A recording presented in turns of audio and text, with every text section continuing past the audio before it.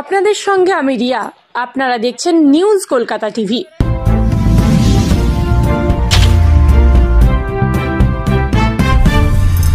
দক্ষিণবঙ্গে দফায় দফায় তুমুল বৃষ্টি, তার উপর জল ছাড়ছে ডিভিসি। এই জোড়া ফলায় বিধ্বস্ত ঘাটালবাসী। ক্ষতির মুখে কৃষক বন্ধুরা। বিঘার পর বিঘা জমি প্রায় এক মাসের ওপর জলের তলায়। আমন ধান চাষের সময় এখন কিন্তু অতিবৃষ্টি ও বন্যা পরিস্থিতিতে ক্ষতিগ্রস্ত হচ্ছে চাষিরা। প্রচুর ক্ষয়ক্ষতি হয়েছে শাকসবজি থেকে শুরু করে বিভিন্ন ফসলের। কৃষকেরা অসহায়। কি হবে এর সমাধান? রাজ্য সরকারের দিকে তাকিয়ে আছে চাষি ভাইরা। এই বন্যা পরিস্থিতি নিয়ে ঘাটাল এসডিও দপ্তরের দফায় দফায় প্রশাসনিক উচ্চ পদস্থ আধিকারিকদের বৈঠক হয়। বৈঠক শেষে ঘাটাল সাংসদদের বন্যা দুর্গত মানুষদের হাতে শুকনো খাবার, ত্রিপল এবং বিভিন্ন ত্রাণ সামগ্রী তুলে দেন।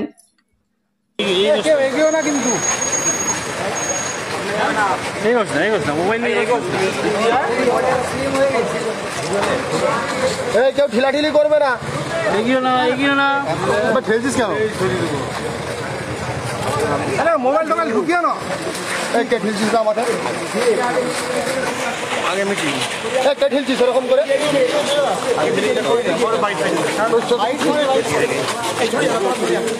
এখন বাইক ধরো না কেউ।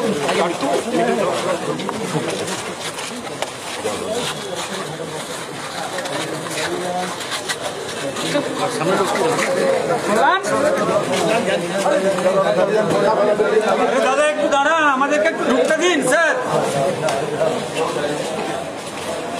যেন শান্তিতে থাকতে পারে। আমরা কারো জোর করে ল্যান্ড নিতে চাইছি না, যেই হোক না কেন।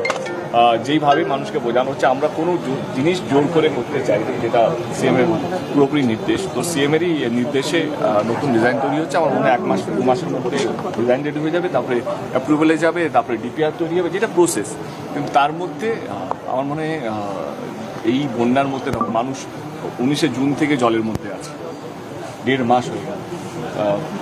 মানে জল কমছেই না, বৃষ্টি কমছেই না, এবং ডিবিসি যেভাবে জল ছাড়ছে, আমরা এটুকুই বলতে পারি যে আমরা এই সময় আমাদের জনপ্রতিনিধিরা যারা আছেন এবং প্রশাসনে যারা দায়িত্ববান লোক যারা যেই পোস্টে আছেন, তারা সবাই মানে মানে মানে হয় না কি, দুপায়ে দাঁড়িয়ে আছে মানুষকে সেবা দেওয়ার জন্য। যে ছোটো ছোটো এক্সাম্পল বলছি, 600টার বেশি স্নেক রেস্কিউ করা হয়েছে, সেটা রাত্রে হোক দিনে হোক। একটা ফোন গেছে, সেখানে লোক পৌঁছে গেছে। আমাদের সবকটা লাইক রেসপন্স টিম যেখানে হেল্পলাইন নাম্বারে ফোন গেছে, 24 ঘন্টা আমাদের লোক গেছে সেই হেল্পলাইনে ফোন অ্যাটেন্ড করার জন্য, এবং উইথিন নো টাইম আমরা মানুষের কাছে পৌঁছেছি তাদেরকে হেল্প করার জন্য, যেই কাজই বলেছেন।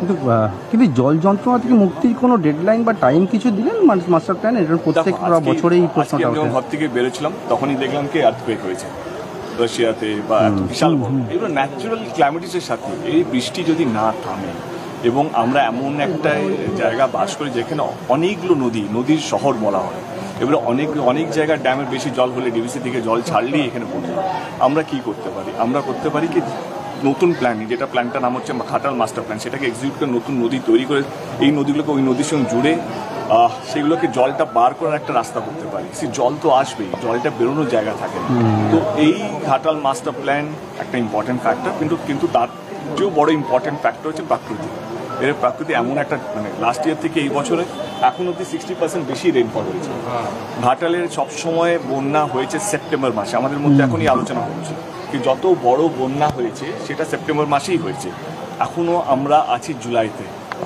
তো আমরা এখনো জানি না কি এইটাই কি শেষ না এখান থেকে শুরু। তো আমরা সেই প্রস্তুতিও নিয়ে আসি কি এর চেয়ে বেশি বৃষ্টি হলে আমরা কি করে রেডি থাকবো। এখনো অব্দি এভরিথিং ইজ আন্ডার কন্ট্রোল, কিন্তু একটু যদি বেশি হয় তখন আমরা কি করতে হবে? যার জন্য বোট লাগবে, অ্যাম্বুলেন্স লাগবে, মানুষের টিম লাগবে, জলের সাপ্লাই লাগবে বা ওষুধ লাগবে, তার জন্য তো সেইটা আমার মনে হয় কি C the thing is that K precaution is better than cure. আমরা পুরো রেডি হয়ে আছি যে কিভাবে এই দুর্যোগের সঙ্গে লড়বো। কিন্তু মাস্টার প্ল্যান শেষ করার কোনো টাইম বা ডেডলাইন কিছু কি? ম্যাডাম তো বলেছেন 3 বছরের মধ্যে শেষ হবে। কাজটা শুরু হলে 3 বছর। বিরোধীরা ইতিমধ্যেই নানা প্রশ্ন তুলছে, এবং আজকেও দেখলাম আপনার নামে পোস্টারও পড়েছে, এবং সেক্ষেত্রে মিথ্যেবাদী বা বলা হচ্ছে। আক্রমণ না করলে রাজনীতিতে টিকে থাকা যায় না, সবাই দেব হয় না। এবারে যে পোস্টার মেরেছে সেও তো জনপ্রতিনিধি, সে কাউকে কি সাহায্য করেছে? কাউকে এক মুঠো মুড়ি দিয়েছে এই বন্যার মধ্যে? উনি তো এখানকার জেতা বিধায়ক, উনি তো মানে হয় না কে, উনি তো এখানকারই মানুষ। আমার তো আরো 7টা কনস্টিটুয়েন্সি আছে, কথার কথা বলছি।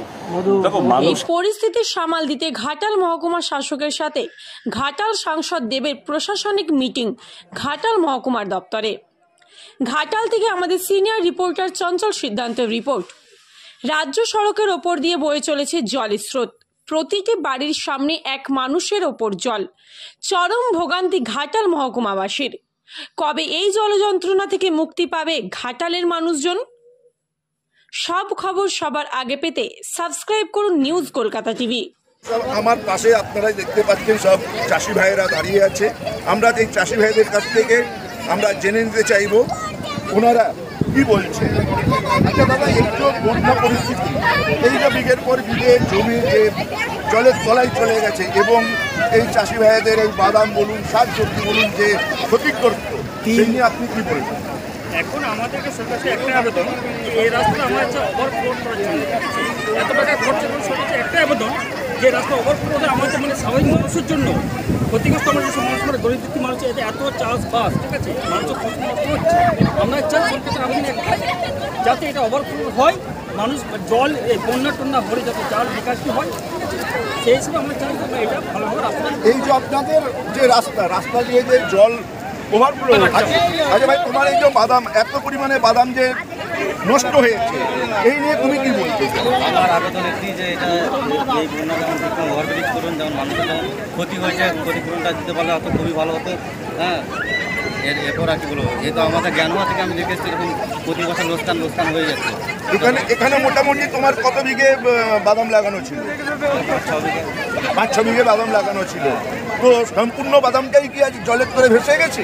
সম্পূর্ণ বাদামই জলের তলে ভিজে গেছে, সব উঠবে। তো আপনারা শুনতেই পাচ্ছেন যে চাষি ভাইদের আবেদন যে এই যে রাস্তা, যে এতটা ডাউন এই রাস্তা যেন একটা ওভারব্রিজ হয় এবং এই চাষি ভাইদের যেমন এই যে বাদাম বলুন, যে কৃষি যে চাষবাস, সেই চাষবাস অকাল বর্ষণ বা এই বর্ষাকালে যে বন্যা আসে, সেই বন্যাতে এই কৃষক ভাইয়েরা যথাযথভাবে ক্ষতিগ্রস্তের মুখে পড়ে। এই কারণেই এই চাষি ভাইদের সরকারের কাছে আবেদন যে সরকার যেন এই বিষয়টি একটু চিন্তা ভাবনা করে দেখেন।